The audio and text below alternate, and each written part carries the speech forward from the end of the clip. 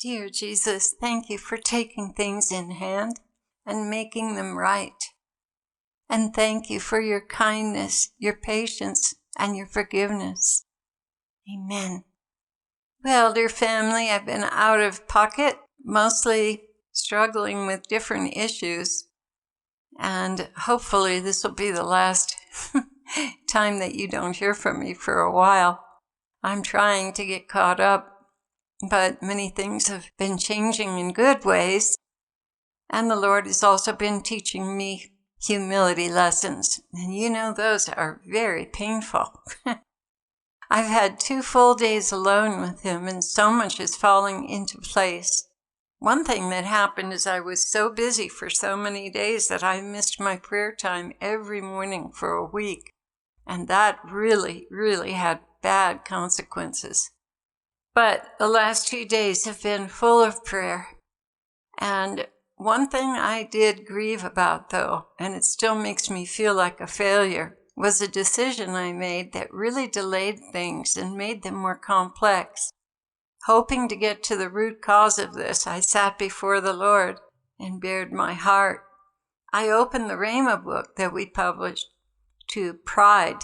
Ooh, the most hated word in my English language. Pride. Oh, how I hate that in me. And oh, how it makes me tremble when he gives it to me.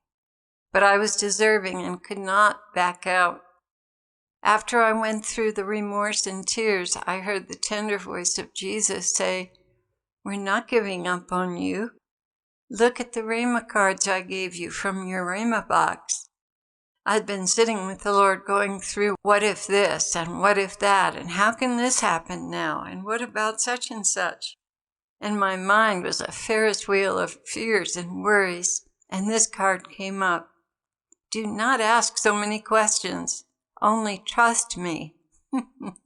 Boy, he nailed me that time.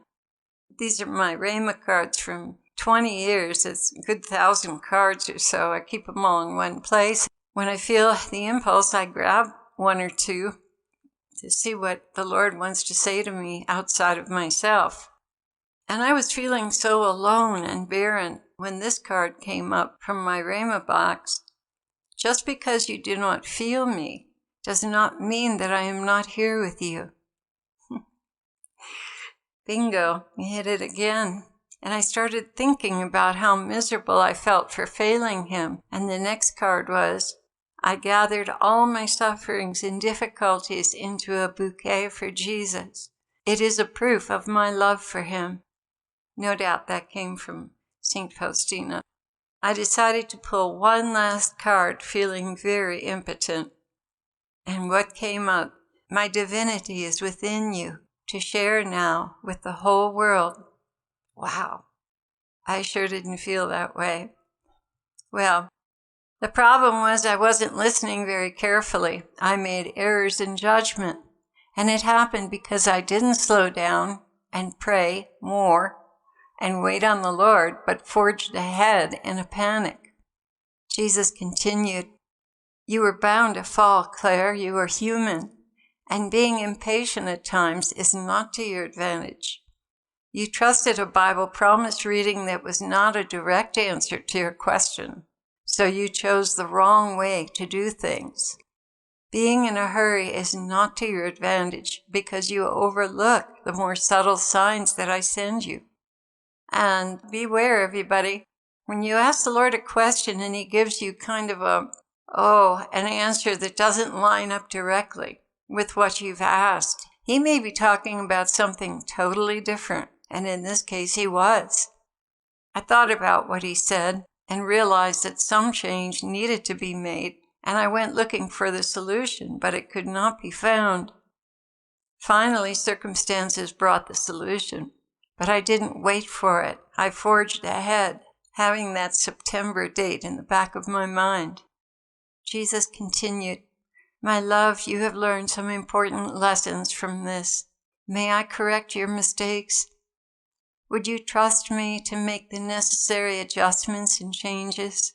Would you trust me even to make up for time and resources that were lost as a result of this?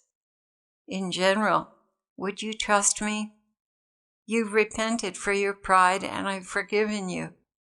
Now, rather than getting mired in the mud of failure, I would like to bring this dream to completion. Lord, I would love for that to happen, but I feel so sick and weary inside. Please give me back the joy of my salvation. I am using how you feel as a fast offering. You can trust my words to you, Clare. I will wipe away the tears and the heartache. Do not be so surprised that you made a mistake in judgment. You are, after all, human. You just were moving so fast you could not pick up on my signals to you. When you did and resolved to do something about it, there was no easy answer. But now I have taken the situation in hand, and the enemy's attempts to stop it will no longer succeed.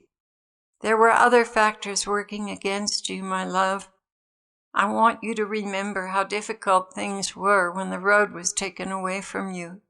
You had to do major repairs to the back way before you could even get into the refuge in a vehicle.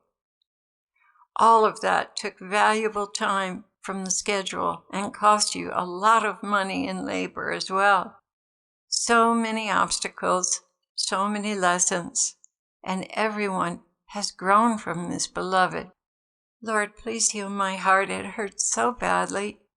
My dearest bride, my grace is sufficient for you. Carry this cross of your failures with dignity and resolve. The enemy would strip you of a sense of accomplishment. But I say to you, you did accomplish much, and you did also do it the proper way. You do hear me. You do seek me. But you were so stirred up and anxious to go, so you couldn't hear me warning you on this one issue. And remember, the enemy played with those who you trusted to be there, and the weather cowed all of you as well. But as you can see, you can work with the weather. A little rain doesn't mean you can't work.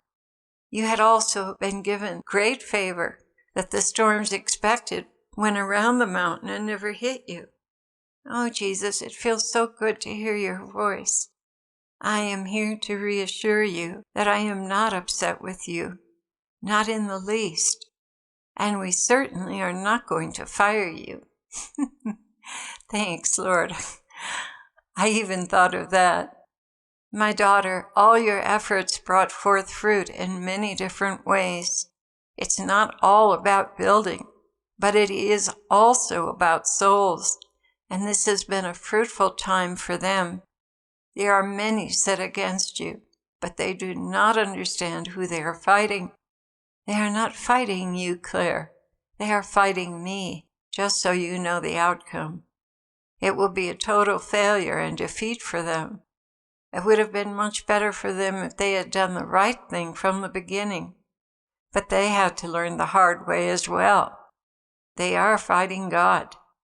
So I wish for you to continue your prayers for them because they're going to need them. Perhaps someday they will see that you can work together and both will benefit because you do care for their interests as well. Lord, how could I have done this better?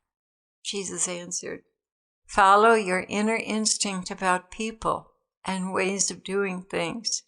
For instance, the attorney was a waste of time because you know me too well.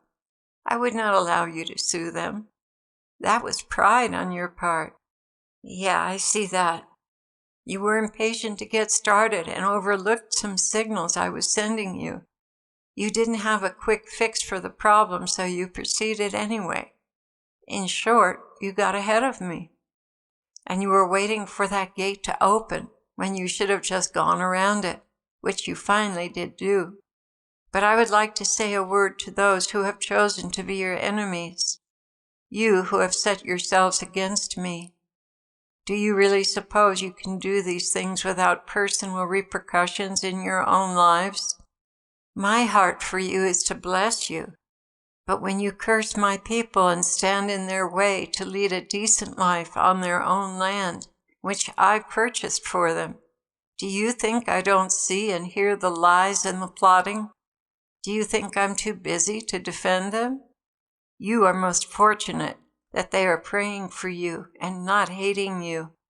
What you sow, you will indeed reap. If you sow thorns and briars, you shall reap the fruit of the thorns and briars. You will be walled in by them. Perhaps then you will repent and turn back to me. It is not I who curse you. It is the one you serve who stands ready to curse you when you are no longer of any use to him. I hold back the chastisements he has planned for you, hoping that you will come to your senses before it is too late. Indeed, it is the prayers of those you hate that protect you from the beating Satan has in store for you. He began his career lying, and you are among the millions he has duped. Can you not see the writing on the wall for your lives?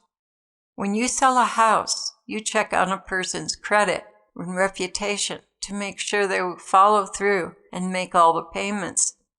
You reason they have made good on previous transactions, they are honest, and they'll make good on mine. But you avoid those who are known to be shrewd liars and cheats, because they'll rip you off. And yet you serve one who teaches you to be a shrewd liar and a cheat, and expect to be treated fairly at the end of your transactions with him? Yes, you even trust him. Others with a reputation for lying you will not trust, but him you trust. I have followed your career of evil and sent many to turn you aside from your ways, but you refuse, counting on the liar of all liars to make good his lying promises to you. You don't see it, do you? Your time is approaching. You will die, and Satan will not meet you with a crown of glory. Rather, he will send a band of thugs to dismember you as he watches and laughs at your naivete. The master liar played you during your entire life, and you trusted him rather than ever suspecting that he was making promises he could not keep. Any kingdoms you have seen were projections and not real, just the way you project your images, and they are not real. He has no kingdom prepared for you, only the fires I have prepared for him. That is his kingdom, and that too is your lot. I sent this child into your midst to perhaps rescue you from your bitter ending. But you will not listen. Rather, you laugh. You are a living tragedy, and my heart breaks for your ending. And yet I hold out hope. Yes, I hold out forgiveness and love to you. But like so many other times when you turned me down, my heart will continue to ache. Hope and mercy are running out for you. Just to catch you up on what's going on, the family hermitage is almost done, and we are waiting for the roofing to arrive. The chapel had a bad leak that affected one side of it, and we had to take that whole wall down and redo the roof. So that's underway as we speak. And we've decided on the location for the other 4 hermitages, and we'll be starting them soon. Thanks be to God. We have 2 teams working hard, 5 days a week, but we could still use a couple more volunteers as we work through September. And because of my errors in judgment, we are way behind on timing, but we will do everything we can while we can. I want to thank those who've donated to us. You have no idea how much you've helped us by keeping everything moving. I think because of vacations, donations have dropped off for July and August, and we were scraping by. Dear ones, if you can donate, we deeply appreciate it. When the hurting and the wounded come to me in crisis, I feel obliged to do something to help them. And July and August have been very demanding in that way. Several people are having a crisis in their families. But for those of you who truly care for us and have donated and even gone above board to help this vision come about, I thank you from the bottom of my heart. I feel so inadequate for this job. But now God has sent knowledgeable people to help, and we're really on the right track. I didn't know I had so many who are so in love with Jesus that their hearts are moved to help this refuge be completed. It's a very deep blessing for me. a very great blessing for me. Thank you, faithful ones. May your reward in heaven be great. I love you all, heart dwellers. God bless you.